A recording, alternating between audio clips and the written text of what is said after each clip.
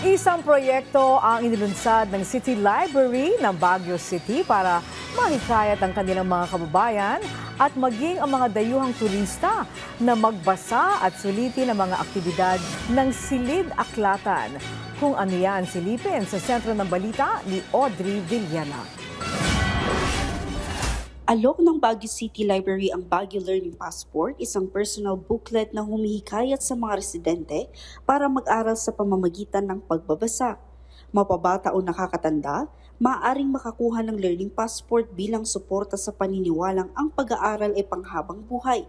Ang Learning Passport ay patunay na dumalo ang isang residente sa aktibidad na isinasagawa ng City Library. Why not in a form of a passport na lang wherein they can record the kung ano yung mga activities na na-attend nila, and then in each activity we will stamp.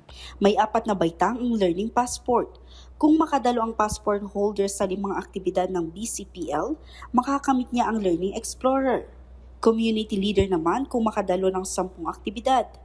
Knowledge builder sakaling nakadalo ng 20 aktibidad. At lifelong learning champion kung makadalo ng 40 library activities. Maaari namang makakuha muli ang sinuman sakaling na kumpleto na niya ang isang pasaporte. Ayon sa namumuno sa library, simple lamang ang proseso.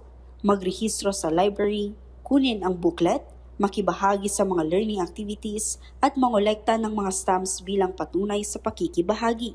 In a way that they learn, and it's also having fun.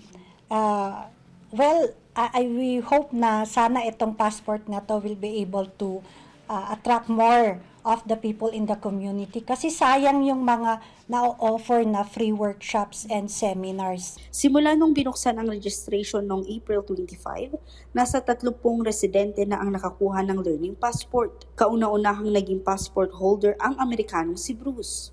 The passport that we have for traveling has real value in the world.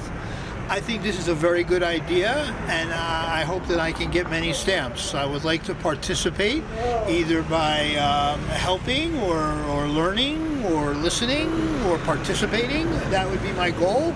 Idinagdag pa niyang sa pamamagitan ng kanyang pakikibahagi sa aktibidad ng Baguio City Library, madadagdagan ang kanyang kaalaman sa komunidad ng Baguio City. Audrey Villana para sa Pambansang TV sa Bagong Pilipinas.